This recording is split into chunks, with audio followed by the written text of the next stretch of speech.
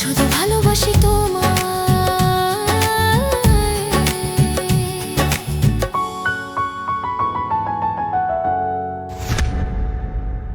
চিকি, এরা কারা? এসব কি হচ্ছে? তুমি জানো বাবা, তোমার রুমে এই চোরগুলো কিছু খুঁজছিল। যদি আমি ঠিক সময় না চলে যেতাম, জানি না আজ কি অঘটন ঘটে যেত।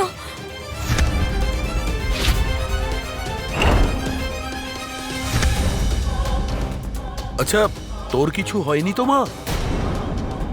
আরে মা, তুই কেন সবার জন্য নিজের জীবনটা বাজি রাখছিস বলতো? আর তাছাড়া আমার ঘরের মধ্যে কি এমন আছে যে সে নেবে? বাবা, ওরা কিছু দরকারি কাগজপত্র নিয়ে যায়নি তো?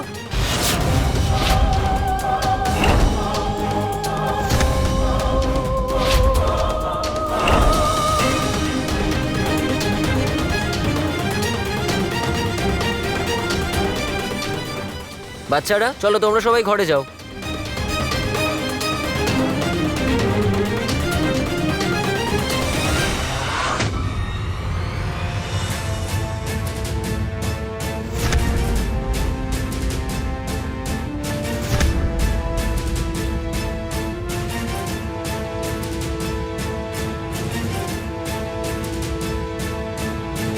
বাবা, ওরা নিশ্চয়ই জমির পেপার খুঁজছিল। যদি আশ্রমের পেপার নিয়ে চলে যায় তাহলে কি হবে বাবা? চিকি, তুই ব্যস্ত হোস না মা। কিভাবে শান্ত থাকবো বাবা? ওরা মনে হয় সব কাগজপত্র নিয়ে চলে গেছে। আরে মা, তেমন তো কিছু নেয়নি।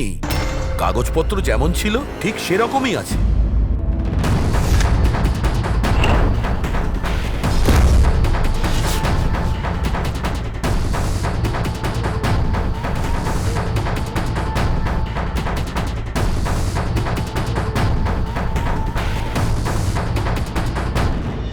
আশ্রমের সমস্ত পেপার এর মধ্যে আছে, সুরক্ষিত। যা, অত ব্যস্ত হোস না। হ্যাঁ রে বাবা, তোরা সবাই যা যা, শুয়ে পড়বে, যা যা, রেস্ট নে। তুই মা যা, রেস্ট নে।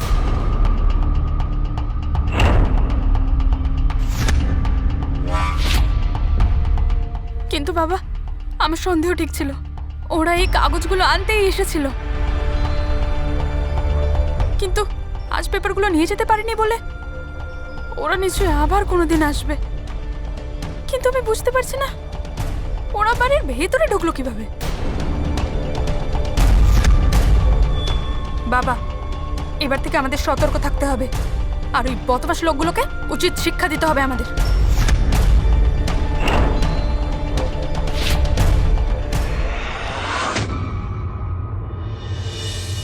স্যার, দয়া করে ওষুধটা খেয়ে নিন।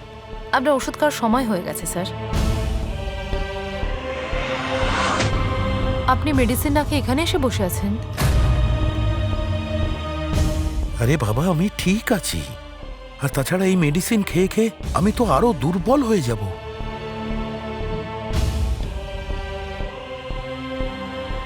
এমনিতেই আমার পায়ের প্রবলেম আছে, আমাকে রোজ এক্সারসাইজ করতে হয়।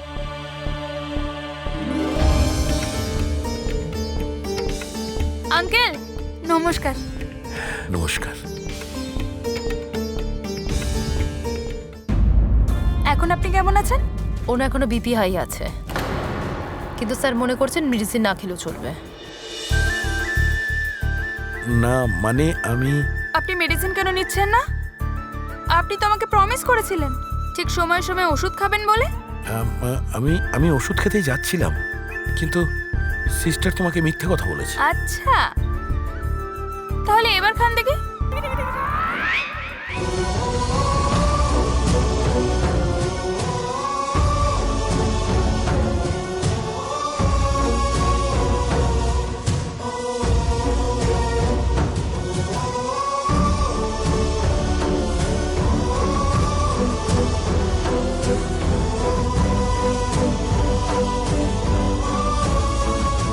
মা, সে কথা ছাড়, তুই আয়, বস, আয়।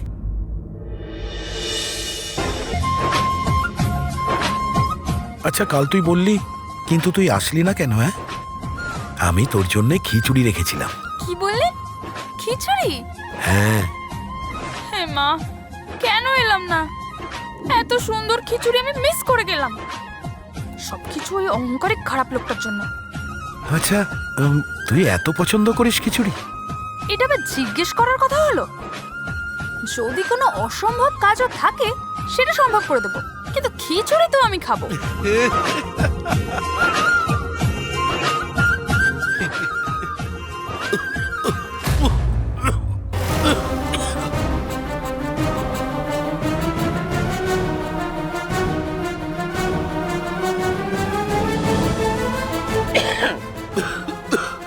আঙ্কেল এই নিন জলটা খেয়ে নিন।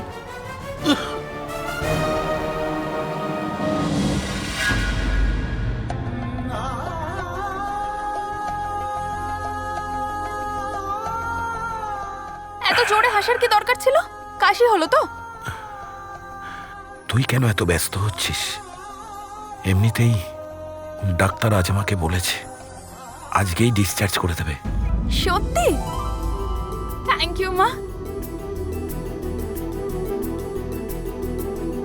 এবার আপনি আমার কথা শুনুন। এবার থেকে আপনি নিজের যত্ন নেবেন, ঠিক সময়ে ওষুধ খাবেন, আর নিজের জীবনে খুব ভালো থাকবেন।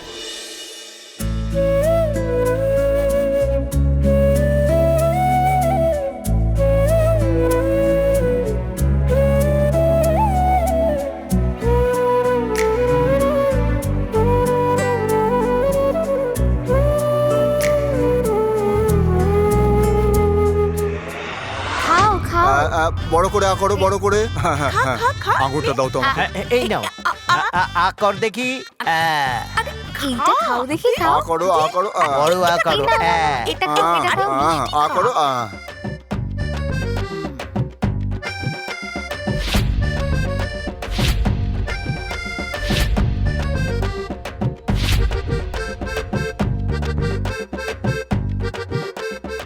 আরে রতন, দাঁড়িয়ে আছো কেন? জাসিকে রসগোল্লা খাওয়াও নাও। খুব বাসি আছি।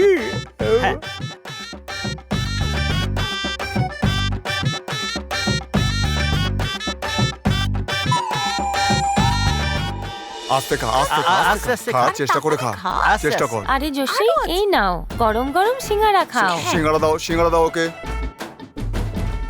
সুগন্ধা, এই প্লেটটা নাও। আরে খা খা, আরো খা খা। খা, খা, চুপচাপ খা। আরে জাসি কি হলো? বাস বাস, আরে ভালো করে খা তুই, এটুকুতেই হয়ে গেল। আরো খা তুই।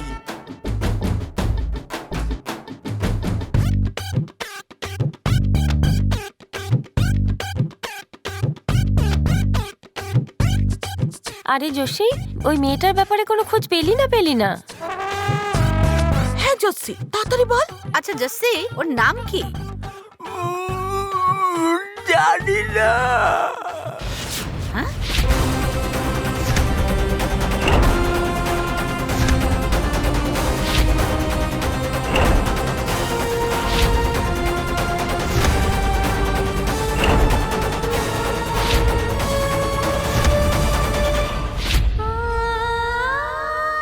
মা,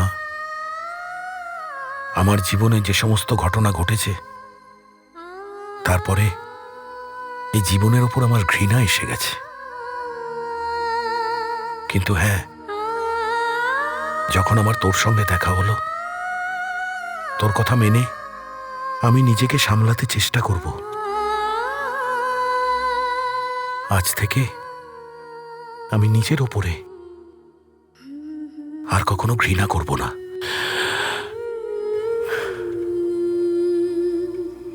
প্রমিস। এরকম ছোটখাটো প্রমিস করলে চলবে না আঙ্কেল, আপনাকে কিন্তু পাক্কা প্রমিস করতে হবে। Pinky promise.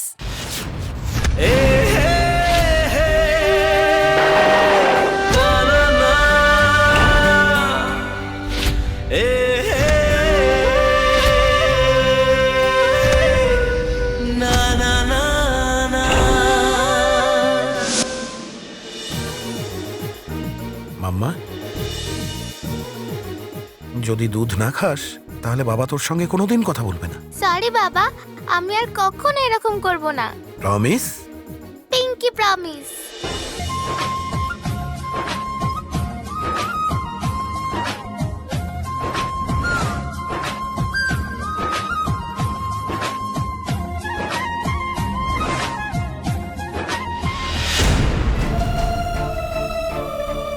কি হলো আঙ্কেল? আপনার হঠাৎ করে কি হলো? আমার সিয়ানা ঠিক এরকম ছিল, ঠিক এই রকম ভাবেই প্রমিস করত।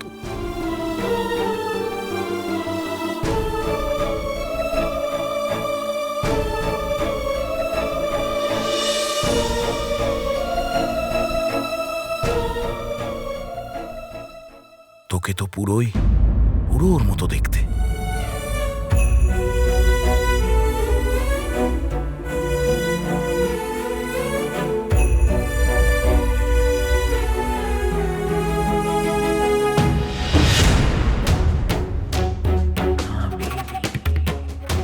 আরে এই, তোকে আমি বলেছিলাম না সেই মেয়ের নাম গোত্র ঠিকানা সব আমার চাই, তুই এখনো খবর নিতে পারলি না? বেকার এত ওকে খাওয়ানো হলো। রতন, তাড়াতাড়ি খাবারগুলো সাইড করো, এর একটা খাবারে যেন ও আর খেতে না পারে। ছাগল একটা। সাইড করো, সব সাইড করো, আর খেতে হবে না। কর কর, সাইড কর, সাইড কর।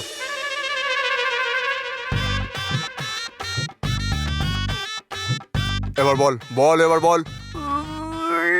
রামসেলের সাথে মেয়েটার কি আছে জানি না, কিন্তু রামসেলের সাথে মেয়েটার আগে দেখা হয়েছে।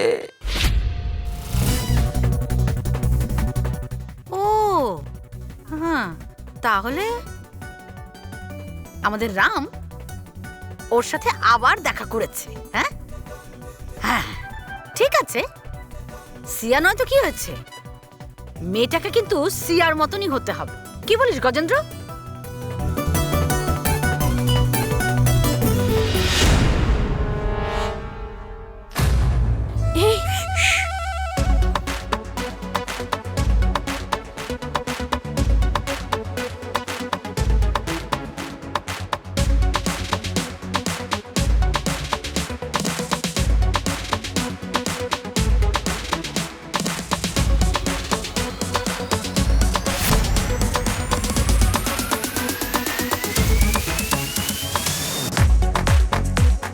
এক্সকিউজ মি,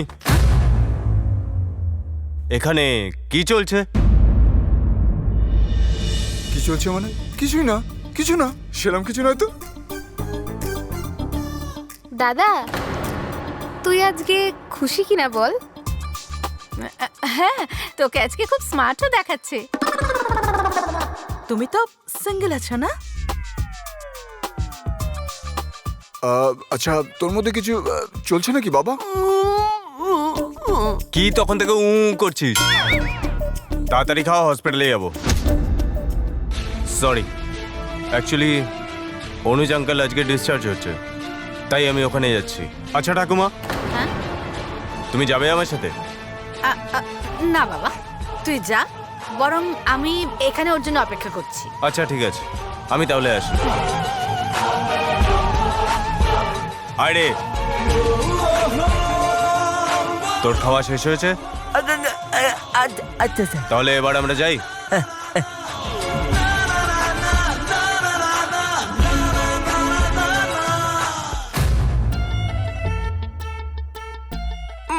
আমি তাহলে এখন আসি। শোন, ওই মেয়েটার বায়োডাটা জোগাড় করবি, নইলে তোকে মেরে শেষ করে দেবো। ঠিক আছে, আমি নিয়ে আসবো। যাচ্ছি। আসছি স্যার, আসছি আসছি। আরে পড়বি তো।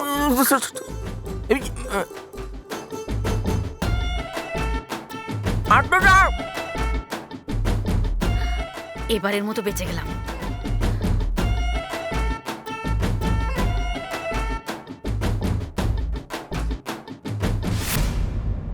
আঙ্কেল, আপনি শিয়ার বিষয়ে আরো কিছু বলুন না। শিয়াও কি আমার মতো খিচুড়ি খেতে ভালোবাসতো? একদম। কথায় কথায়ও সব ভালো কিছু এক সুতোয় বেঁধে দিত। তুই তুই আমাকে একটা সত্যি কথা বলবি? তোকে দেখলে না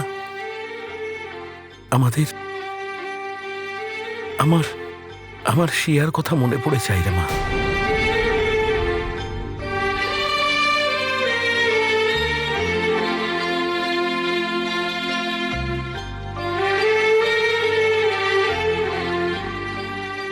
কিন্তু আঙ্কেল, আমার জীবনে তো মনে পড়ার মতো কোনো জিনিসই নেই। কিন্তু আঙ্কেল, আপনার সাথে দেখা করতে আমার খুব ভালো লাগে, আর যেটা আমার করতে ভালো লাগে আমি তার পেছনে সময় নষ্ট না করে সোজা সেটা করে ফেলি। হ্যাঁ রে মা, এত কম বয়সে এত ভালো ভালো কথা কোথায় শিখেছিস? আমার বাবার থেকে। তিনি আমাকে খুব ভালোবাসেন। আচ্ছা, আর সব কে কে আছে তোর ফ্যামিলিতে?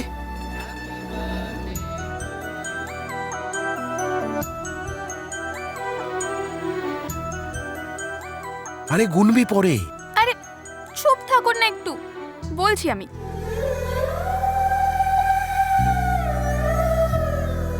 একচল্লিশ জন। 41 জন?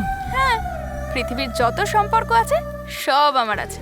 ভাই, বোন, দাদা, বাবা। আর আপনি জানেন কি, সাথে আমার 2 জন আন্টিও রয়েছে। যে সম্পর্ক দরকার হয় আমি সেটা বানিয়ে নিই। আমার মতো অনাথ মেয়ে সম্পর্কের মূল্য খুব ভালো করে বোঝে।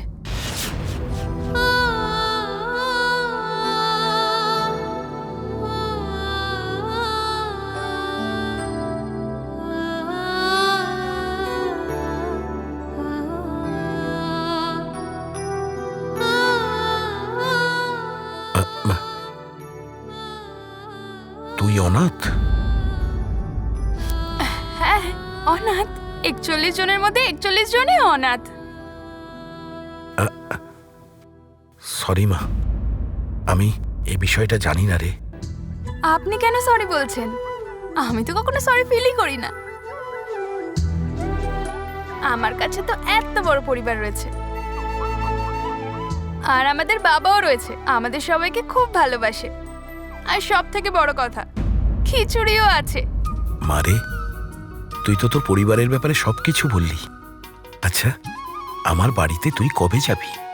সবাই তোকে দেখলে না খুব খুশি হবে। অবশ্যই যাব। খিচুড়ি খাওয়ার জন্য তো আমাকে যেতেই হবে।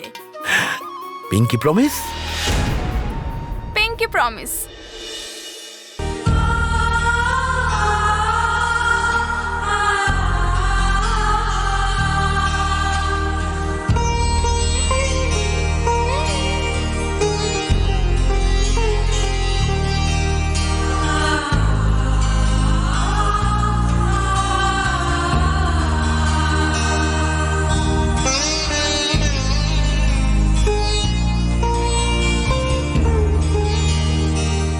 চিকি,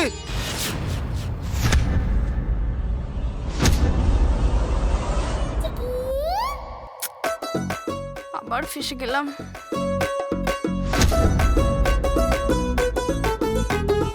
ও আঙ্কেল, আমি আসছি।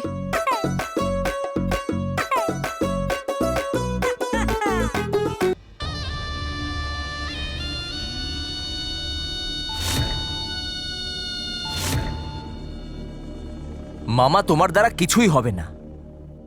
শুধু ফুটানি মারতেই তুমি ভালো পারো। সামান্য কটা পেপারও আনতে পারলে না? তার কারণ আমি বলেছি।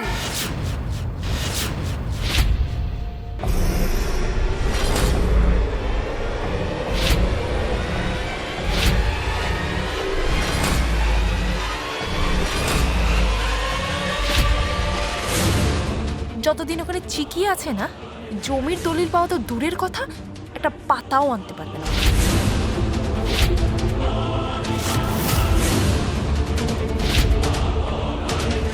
আমি তোমাকে বলেছিলাম তো যে চিকি থাকা পর্যন্ত তোমরা কোনো কিছুই করতে পারবে না, কিন্তু তোমরা তো আমার কথা শুনলেই না।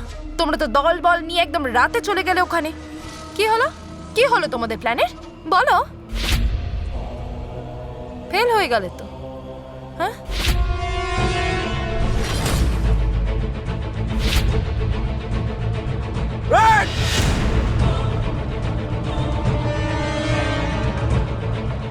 মুকেশ, যদি তুমি সোফার উপরে রাগ দেখাও তাহলে কিন্তু কোনো কিছুই হবে না, শুধু নিজেরই কষ্ট হবে, অন্য কারো কিছু হবে কি?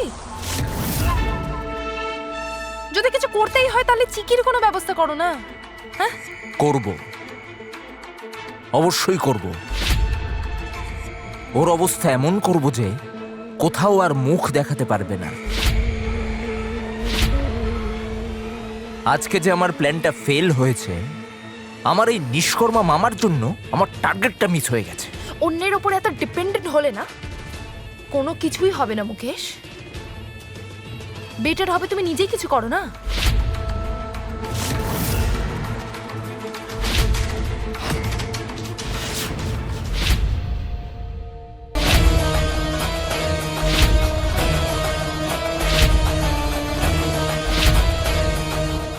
তুমি বোধহয় আমাকে চেনো না। আমি কথা নয়, কাজে করে দেখাই।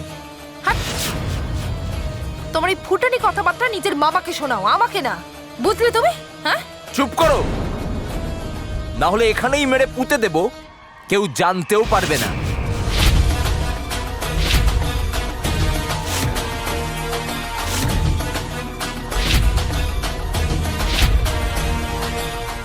না মানে মানে আমি বলতে চাইছিলাম যে বেবি রাখলে কোনো সলিউশন পাবে কি বলো?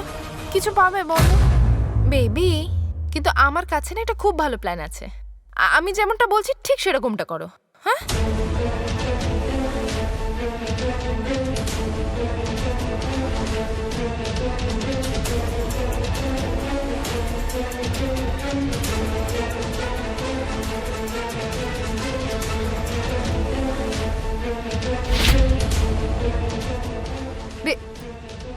যদি তুমি হার মেনে নাও না তাহলে আমি কিন্তু হার মেনে নেওয়ার মতো মেয়ে নই, বুঝলে? তুমি শুধু আমার চোখ বন্ধ করে কাজ করো, বাকিটা আমি বুঝে নেবো। ডান, এই হিসেবেই কাজ হবে।